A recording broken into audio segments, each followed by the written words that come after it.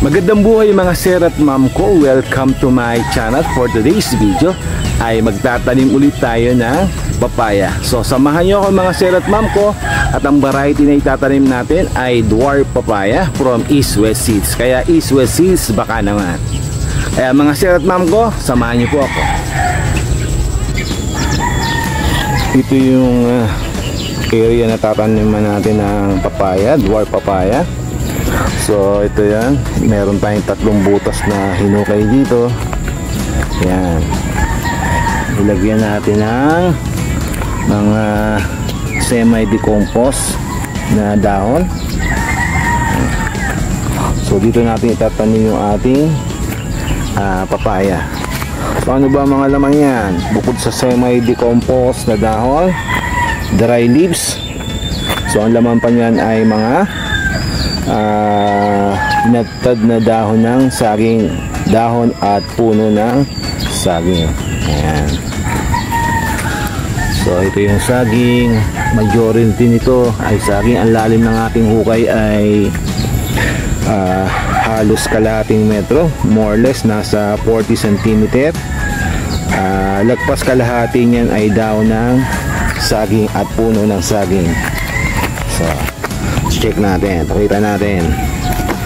So ito yung mga nabubulok at fresh and dry leaves na acacia. Ayan.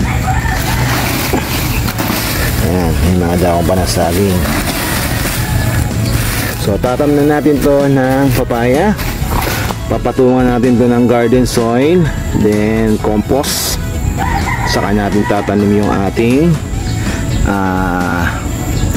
dwarf papaya. Ito yung mga inilagay natin dun sa hukay ng ating tataniman ng ating papaya. Mga dahon ng acacia, mga nabubulok na dahon, nasa gilid ng kalsada yan. Wawalisin ko today. Then may kasamang buto. So nasa bandang ilalim naman yung buto ng acacia. Hindi na siya makaka-sprout, hindi na siya tutubo kasi masyadong malalim at doon na siya mabubulok. Pag nabulok ay kakainin ng ating dwarf papaya para maging nutrients niya. Tayo magtatanim ng papaya. Ayan, medyo pa-slope siya. Ang gagawin natin ay lalagyan natin ito ng organic fertilizer, then itatransplant natin yung ating dwarf papaya. Kung mapapansin nyo, medyo maedad na yung papaya natin. Ngayon lang tayo may time. Hopefully mag-survive itong ating papaya kahit medyo maulan na o nag-start ng umulan.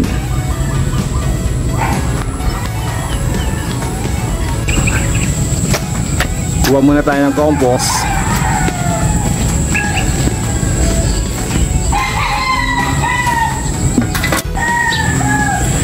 Ito yung ating compost na ilalagay sa ating papaya.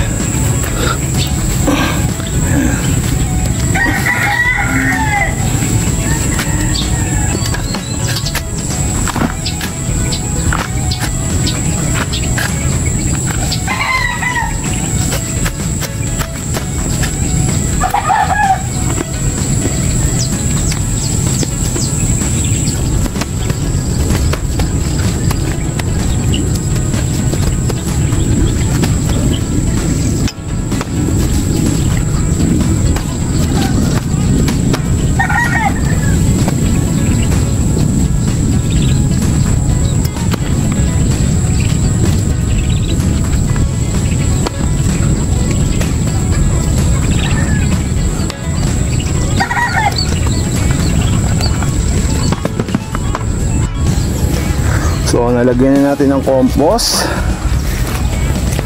At ready na i-transplant yung ating mga papaya.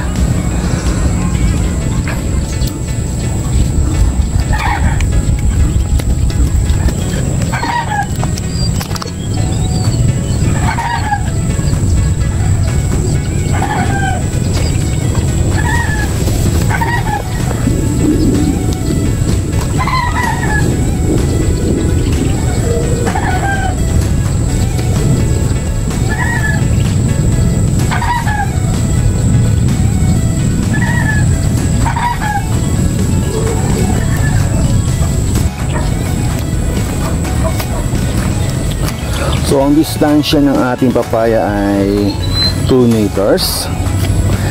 Single row lang siya. So 2 meters ang pagitan ng bawat isa.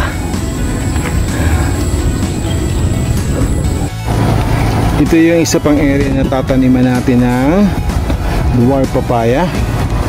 So makapagtanim tayo ng 5 piraso dito. Ang distance ay 1.5 meters sa bawat puno ng papaya.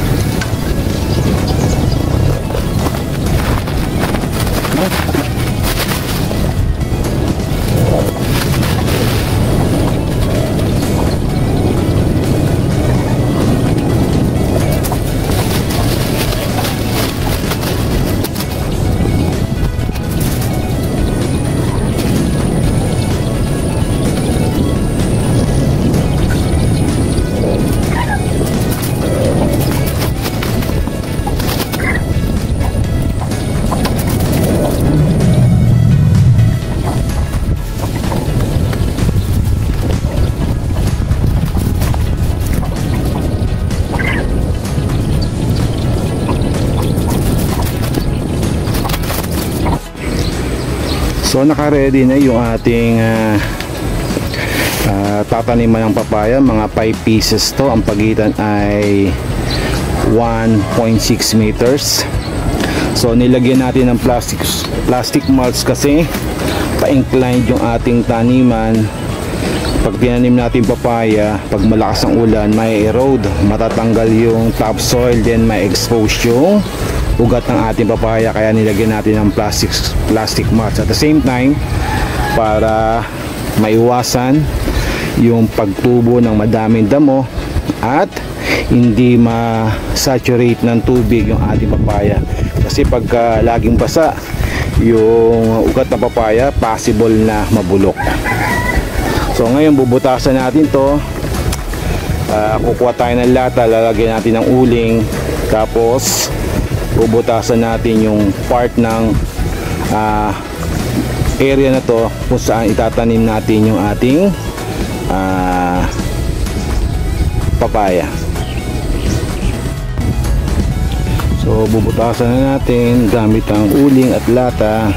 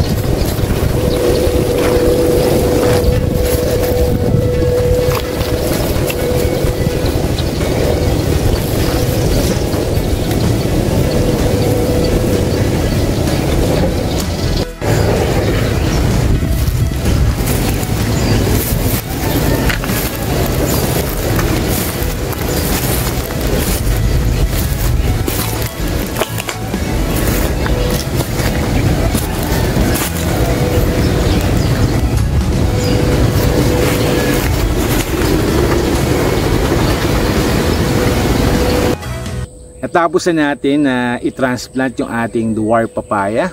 So after 1 week ay mag-apply tayo ng calcium nitrate. Ang calcium nitrate ay nagpapakapal ng cell wall ng ating mga halaman. So ang gagawin natin sa 16 liters of water, maglalagay tayo ng isang latang sardinas ng calcium nitrate. Ihahalo natin, then i-drench natin doon sa ating mga halaman. Kaya mga sir at ma'am ko, maraming salamat sa panonood ng aking video. Please like, share, and subscribe na rin para matulungan nyo naman po ang aking channel at press the notification bell para lagi kayo updated sa aking mga video. Magandang buhay and God bless us all.